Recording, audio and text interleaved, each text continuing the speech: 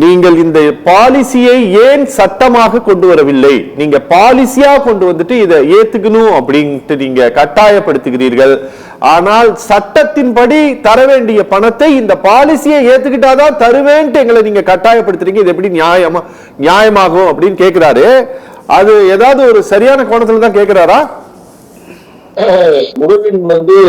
திமுக ஆதரவாளர்லாம் இல்ல, உண்மையாலுமே ஒரு அமைப்பினுடைய தலைவர் நாங்கள் என போற போகல பிஜேபி காரங்க எனக்கு பெயிண்ட் அடிச்சு போனாரு. ஆனா அது திமுக காரர் இல்ல அப்படின்னு நான் மனசார நம்புறேங்க.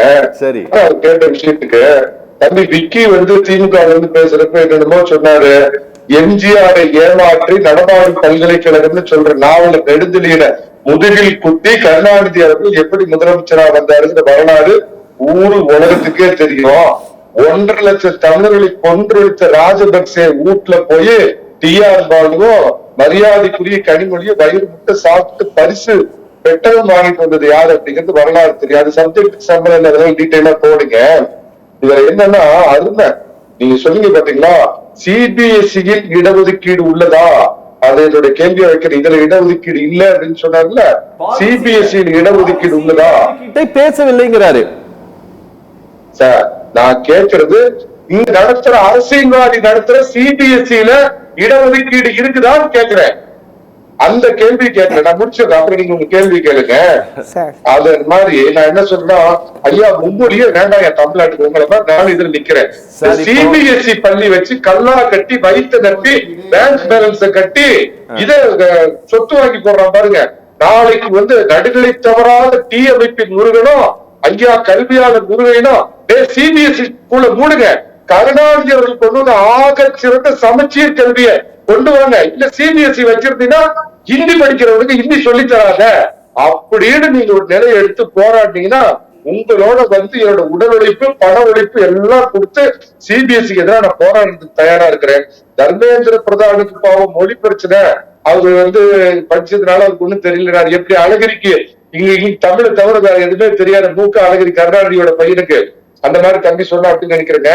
அப்படியே போறப்ப முருகன் பாருங்க அப்படியே மெலிசா கடந்து போறாரு. ராஜீவ் காந்தி 1986 கொண்டு வந்த கல்விக் கொள்கையில ஹிந்தி கட்டாயம், இப்ப கொண்டு வந்திருக்கிற கல்விக் கொள்கையில ஹிந்தி கட்டாயம் அல்ல, 5வது வரை கட்டாயமாக தாய்மொழியில் கற்க வேண்டும், 5 முதல் 8வது வரை அப்படிங்கிறது தான் முதுமைன்னு சொல்றது. ஆனா அதை என்ன பண்றாரு, இல்ல வேணும்னா வச்சுக்கலாம் இல்லைன்னா இது படிக்கலாங்கிற மாதிரி அதை டைலூட் பண்ணி சொல்றாருங்க.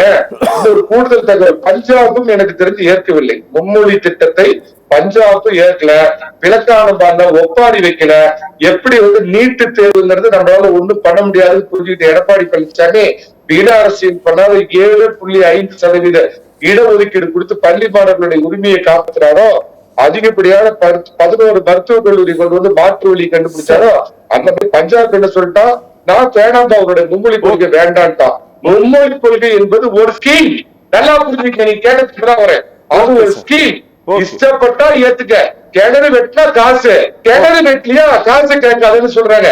கல்விக்கு ஒதுக்க வேண்டிய தொகையை ஒன்றிய குன்றிய மத்திய அரசு ஒதுக்குது. இது ஒரு ஸ்கீம். இந்த ஸ்கீம் பிடிச்சிருந்தா கிணறு வெட்டு காசு தரேன், இல்லைன்னா இல்ல அப்படின்னா. பாண்டிச்சேரி நவோதயா பள்ளி இருக்குது, கெட்டு போச்சா? பாண்டிச்சேரியில பிரெஞ்சு மாநில இது பண்ணி போச்சா? மொழிஞ்ச வச்சு ஏமாற்றி இல்லாத ஏழைப்பாளைகளை முட்டாளாக்கி போஸ்ட் ஓட்ட வச்சுக்கிட்டு நீ சிபிஎஸ்இ படிப்ப, ஐஎஸ்சி ஸ்கூல்ல படிக்க வைப்ப. இந்த ஏமாற்று நாடகத்தை தமிழக மக்கள் புரிந்து கொண்டிருக்காங்க. தூக்கி எறிய போறாங்க. இந்த துரு பிடிச்ச புளுத்து போற இருமொழி கொள்கை அப்படிங்கிற ஆயத்தை வச்சு நீங்க சொரிஞ்சுக்க முடியும். தமிழக மக்கள் இது பொருட்படுத்தல. தமிழகத்தில் ஏற்கனவே மும்மொழி கொள்கை அமல்ல இருக்குது. 3 கோடிக்கு மேற்பட்ட வேற்று மொழியாளர்கள் வீட்டுல அவங்க மொழியை பேசுறாங்க, வெளியே தமிழ் பேசுறாங்க, ஆங்கிலம் பேசுறாங்க. ஏமாத்தாதீங்க மக்களை. Okay sir.